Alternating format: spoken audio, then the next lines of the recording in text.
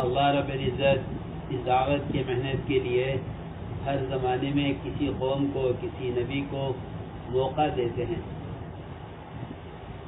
اور یہ موقع دے کر امتحان لیتے ہیں کہ یہ ہمارے کام کے ہیں یا نہیں ہیں۔ ہمارے ذہن میں تو یہ ہے کہ جو کام کر رہا وہ کام کرنے والا ہے، بلکہ اپنے بارے میں بھی آدمی کو خیال پیدا ہو جاتا ہے کہ میرے بغیر کام نہیں ہوگا، حالانکہ ہم میں سے ہر ایک ابتلا میں ہے، ہم میں سے ہر ایک امتحان میں ہے۔ اللہ رب العزت نبیوں والا کام لینے کے لیے نبیوں کو بھی مبتلا کرتے ہیں۔ یہ ابتلا نبیوں کی آمد پر ختم نہیں ہو گئی، بلکہ یہ ابتلا قیامت تک چلے گی۔ یہ ابتلا قیامت تک چلے گی کہ اللہ رب العزت اپنے دین کو دنیا میں قائم کرنے کے لیے لوگوں کو چنیں گے، پھر ان کا امتحان لیں گے۔ اللہ کی طرف سے انتخاب بھی ہوتا ہے، اللہ کی طرف سے اختبار بھی ہوتا ہے، امتحان بھی ہوتا ہے۔ اس امتحان میں جو پار اتر جائے گا اللہ رب العزت اس سے اللہ اپنے دین کے دنیا میں قائم ہونے کا کام لیں گے۔ یہ اللہ تعالیٰ کا دستور ہے۔ تو یہ امتحان نبیوں کا بھی ہوتا ہے، یہ امتحان صحابہ کی بھی ہوا ہے، اور یہ امتحان ہمارا بھی ہے اور آگے بھی چلے گا۔ اس لیے سب سے بنیادی بات یہ ہے کہ اپنے آپ کو اللہ تعالیٰ کے یہاں اس کام کے لیے قبول کروائیں۔ دو چیزیں ہیں الگ الگ، ایک کام سے مناسبت، ایک کام سے نسبت۔ نسبتیں ختم ہو جاتی ہیں، میری بات دھیان سے سننا، مناسبت باقی رہتی ہے، نسبت ختم ہو جاتی ہے۔ مثال دیتا ہوں، میاں اور بیوی، اگر مناسبت نہیں ہوئی تو نسبت ختم ہو جاتی ہے، نسبت ختم ہو جاتی ہے۔ نسبت تو ہے کہ یہ میاں ہے یہ بیوی ہے، نکاح ہوا ہے، نسبت ہو گئی، لیکن مناسبت نہیں ہوئی، تو مناسبت نہ ہونے کی وجہ سے کیا ہو جاتی ہے؟ تفریق، طلاق، چھوڑ دو، کہ مناسبت نہیں ہوئی۔ سب سے اہم بنیادی چیز اس کام سے نسبت نہیں ہے، اس کام سے مناسبت ہے۔ اگر مناسبت ہو گئی تو یہ ہر امتحان میں کامیاب ہو جائے گا۔ بیوی کی طرف سے ناگواری کو برداشت کرے گا، اس کی طرف سے زیادتی کو برداشت کرے گا، اس کی غفلت کو برداشت کرے گا، اس نے خدمت صحیح نہیں کی برداشت، میں مثال دے رہا ہوں، کیوں برداشت کرے گا؟ مناسبت ہے، محبت ہے۔ اور اگر نسبت ہے مناسبت نہیں ہے تو نسبتیں باقی نہیں رہتی۔ میں ایک مثال دے رہا ہوں۔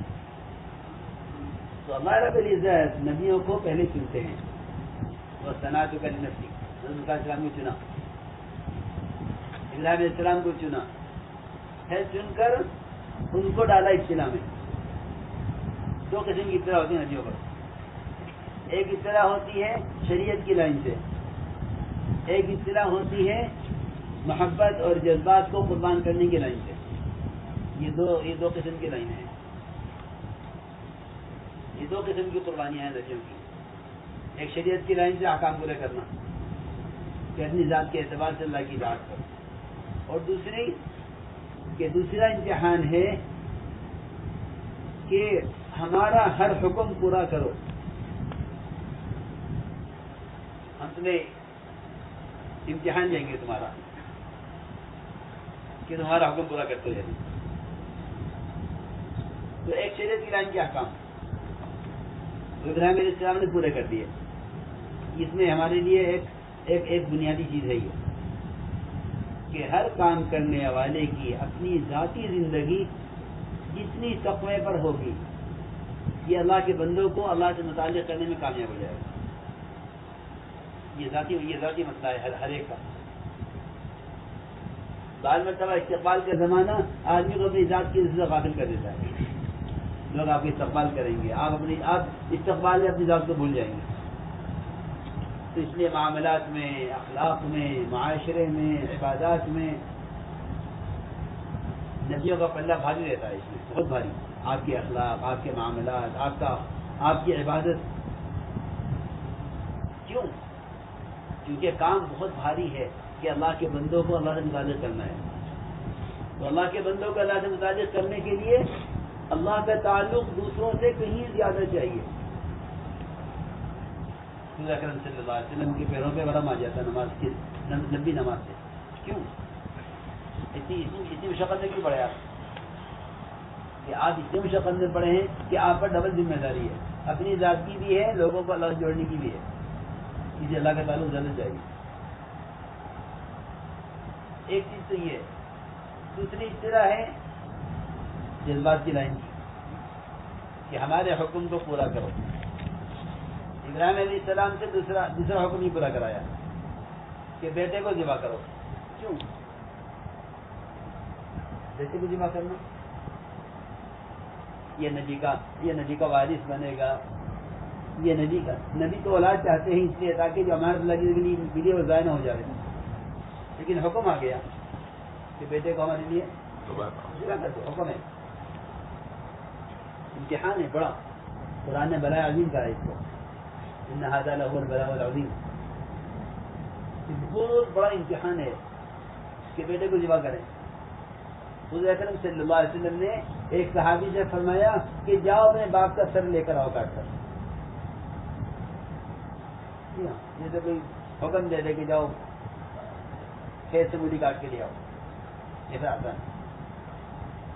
کھیت سے مولی کاٹ کے لے آؤ, گاجر کاٹ کے لے آؤ. ایک صحابی کے جاؤ اپنے باپ کا سر کاٹ کے لاؤ. سنتے ہی فوراً دوڑے, فوراً ایک لیکن کی تاخیر نہیں کی, فوراً دوڑے. تو میں کہاں جا رہے ہوں؟ کیسے لینے جا رہا ہوں؟ آپ کا حکم ہے. کیسے لینے جا رہے ہیں؟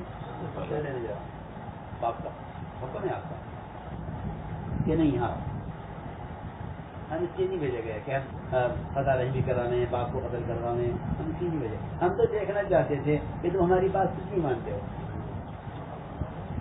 تمہارے کام کی ہو یا نہیں. حملہ ایسے بنتا ہے اطاعت سے.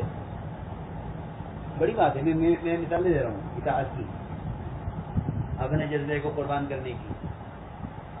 یہ نہیں باقی صاحب احکام ٹھیک ہے, نماز پڑھیں گے, روزہ رکھیں گے, حج کریں گے, زکات دیں گے, وہ سب ٹھیک ہے, لیکن بچہ قربان کر رہے ہیں, یہ حکم کہ نبی جنتا آپ کی ساری باتیں مانتے ہیں, آپ باپ کو ہم تقریر کروا رہے. کہ ہم دیکھنا چاہتے ہیں کہ ہماری بات کے ماننے کا کتنا جذبہ ہے. میں ایک بات عرض کر رہا ہوں بنیادی, جو ہر کام کرنے والے کے لیے ضروری ہے کہ ان دو لائنوں سے جذبے کی قربانی اور پورا مکمل دین اپنی زندگی میں, تاکہ یہ نمونہ بنے امت کے لیے. ہمارا نمونہ گیس تعلیم نہیں ہے, ہمارا نمونہ دین ہے. یہ جو اعمال ہیں یہ دین میں کمال پیدا کرنے کے لیے ہیں, اس میں کوئی شک نہیں ہے. یہ اعمال دین میں کمال پیدا کرنے کے لیے ہیں, لیکن ہماری ذاتی زندگی امت کے لیے نمونہ بنے, اس کو ہدایت کہتے ہیں. اللہم اہدنا واہدی بنا. واہدی بنا کا مطلب یہ ہے کہ اللہ تو ہمیں ایسا بنا دے کہ ہمارے ذریعے لوگوں کا راستہ مل جائے. تو میں نے دو باتیں کی ہیں, تو یہ دو امتحان ہوں گے. تو اس میں اللہ مجھے معاف فرمائے, اس میں لوگ ناکام ہو جاتے ہیں.